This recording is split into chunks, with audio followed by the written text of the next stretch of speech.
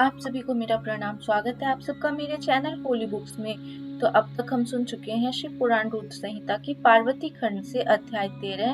अब हम सुनने वाले हैं अध्याय 14। तो चलिए शुरू करते हैं। इस अध्याय में हम सुनेंगे तारकासुर के सताए हुए देवताओं का ब्रह्मा जी को अपनी कष्ट कथा सुनाना, ब्रह्मा जी का उन्हें पार्वती के साथ शिव के विवाह के लिए उद्योग करने का आदेश देना, ब्रह्मा जी के समझाने से तारकासुर का स्वर्ग छोड़ना और देवताओं का वहां रहकर लक्ष्य सिद्धि के लिए यत्नशील होना। सूत कहते हैं, तदनंतर नारद के पूछने पर पार्वती के विवाह के विस्तृत प्रसंग को उपस्थित करते हुए ब्रह्मा जी ने तारकासुर की उत्पत्ति, उसके उग्र तप, मनोवांछित वर प्राप्ति तथा देवता और असुर सबको जीतकर स्वयं इंद्र पर प्रतिष्ठित हो जाने की कथा सुनाई। तत्पश्चात ब्रह्मा जी ने कहा, तारकासुर तीनों लोकों को अपने वश में करके जब स्वयं इंद्र हो गया, तब उसके समान कोई दूसरा शासक नहीं रह गया। वह जितेंद्रिय असुर त्रिभुवन का एकमात्र स्वामी होकर अद्भुत ढंग से राज्य का संचालन करने लगा। उसने समस्त देवताओं को निकालकर उनकी जगह दैत्यों को स्थापित कर दिया और विद्याधर आदि देवयोनियों को स्वयं अपने कर्म में लगाया। मुने, तदनंतर तारकासुर के सताए हुए इंद्र आदि संपूर्ण देवता अत्यंत व्याकुल और अनाथ होकर मेरी शरण में आए। उन सब ने मुझ प्रजापति को प्रणाम करके बड़ी भक्ति से मेरा स्तवन किया और अपने दारुण दुख के बारे में बताकर कहा, प्रभु, आप ही हमारी गति हैं, आप ही हमें कर्तव्य का उपदेश देने वाले हैं और आप ही हमारे धाता एवं उद्धारक हैं। हम सब देवता तारकासुर नामक अग्नि में जलकर अत्यंत व्याकुल हो रहे हैं। जैसे सन्निपात रोग में प्रबल औषधि में निर्मल हो जाती है, उसी प्रकार उस असुर ने हमारे सभी क्रूर उपायों को बलहीन कर दिया है। भगवान विष्णु के सुदर्शन चक्र पर ही हमारी विजय की आशा अवलंबित रहती है, परंतु वह भी उसके कंठ पर कुंठित हो गया। उसके गले में पड़कर वह ऐसा प्रतीत होने लगा मानो ससुर को फूल की माला पहनाई गई हो। मुने, देवताओं का ये कथन सुनकर मैंने उन सबसे समयोचित बात कही। देवताओं, मेरे ही वरदान से दैत्य तारकासुर इतना बढ़ गया है, अतः मेरे हाथों ही उसका वध होना उचित नहीं। जो जिससे पलकर बढ़ा हो, उसका उसी के द्वारा वध होना योग्य कार्य नहीं है। विष के वृक्ष को भी यदि स्वयं सींचकर बड़ा किया गया हो, तो उसे स्वयं काटना अनुचित माना गया है। तुम लोगों का सारा कार्य करने के योग्य भगवान शंकर हैं, किंतु वे तुम्हारे कहने पर भी स्वयं उस असुर का सामना नहीं कर सकते। तारक दैत्य स्वयं अपने पाप से नष्ट होगा। मैं जैसा उपदेश करता हूँ तुम वैसा कार्य करो।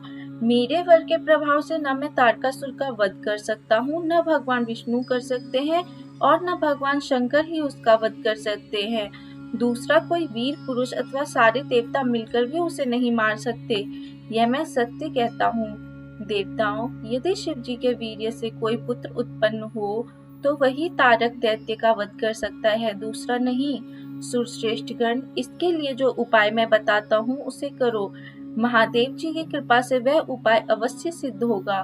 पूर्व काल में जिस दक्ष कन्या सती ने दक्ष के यज्ञ में अपने शरीर को त्याग दिया था, वही इस समय हिमालय पत्नी मेनका के गर्भ से उत्पन्न हुई है। यह बात तुम्हें भी विदित ही है। महादेव जी उस कन्या का पाणी ग्रहण अवश्य करेंगे।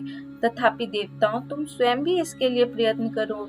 तुम अपने यत्न से ऐसा उद्योग करो जिससे मेनका कुमारी पार्वती में भगवान शंकर अपने वीर्य का आधान कर सके।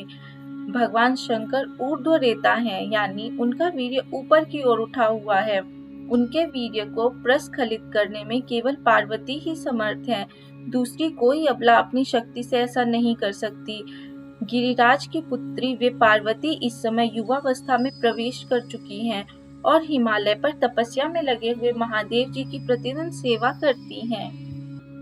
अपने पिता हिमवान के कहने से काली शिवा अपनी दो सखियों के साथ ध्यान परायण परमेश्वर शिव की साग्रह सेवा करती हैं। तीनों लोकों में सबसे अधिक सुंदरी पार्वती शिव के सामने रहकर प्रतिदिन उनकी पूजा करती हैं। तथापि वे ध्यान मग्न महेश्वर मन से भी ध्यानहीन स्थिति में नहीं आते, अर्थात ध्यान भंग करके पार्वती की ओर देखने का विचार भी मन में नहीं लाते। देवताओं, चंद्रशेखर सिर्फ जिस प्रकार काली को अपनी भार्या बनाने की इच्छा करे, वैसी चेष्टा तुम लोग शीघ्र ही प्रयत्न पूर्वक करो। मैं उस दैत्य के स्थान पर जाकर तारकासुर को बुरे हट से हटाने की चेष्टा करूंगा। अतः अब तुम लोग अपने स्थान को जाओ। नारद, देवताओं से ऐसा कहकर मैं शीघ्र ही तारकासुर से मिला और बड़े प्रेम से बुलाकर मैंने उससे इस प्रकार कहा, तारक, यह स्वर्ग हमारे तेज का सार तत्व है, परंतु तुम यहाँ के राज्य का पालन कर रहे हो, जिसके लिए तुमने उत्तम तपस्या की थी, उससे अधिक चाहने लगे हो। मैंने तुम्हें इससे छोटा ही वर दिया था, स्वर्ग का राज्य कदापि नहीं दिया था, इसलिए तुम स्वर्ग छोड़कर पृथ्वी पर राज्य करो। असुर श्रेष्ठ, देवताओं के योग्य जितने भी कार्य हैं, वे सब तुम्हें वहीं सुलभ होंगे, इसमें अन्यथा विचार करने की आवश्यकता नहीं है। ऐसा कहकर उस असुर को समझाने के बाद मैं शिवा और शिव का स्मरण करके वहां से अदृश्य हो गया। तारकासुर भी स्वर्ग को छोड़कर पृथ्वी पर आ गया और शोणितपुर में रहकर वह राज्य करने लगा। फिर सब देवता भी मेरी बात सुनकर मुझे प्रणाम करके इंद्र के साथ प्रसन्नता पूर्वक बड़ी सावधानी के साथ इंद्रलोक में गए। वहां जाकर परस्पर मिलकर आपस में सलाह करके वे सब देवता इंद्र से प्रेम पूर्वक बोले, भगवान शिव के सिवा में जैसे भी काम मूलक रुचि हो, वैसा ब्रह्मा जी का बताया हुआ सारा प्रयत्न आपको करना चाहिए।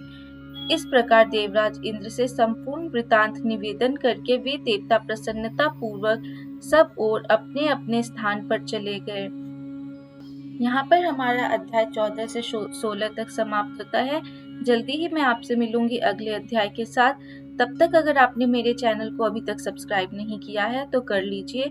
वीडियोस अच्छी लगती हो तो लाइक कर दीजिए और अपने प्रियजनों के साथ शेयर करें, जिससे वो भी इस शिव पुराण को सुन सकें। ओम नमः शिवाय। हर हर महादेव।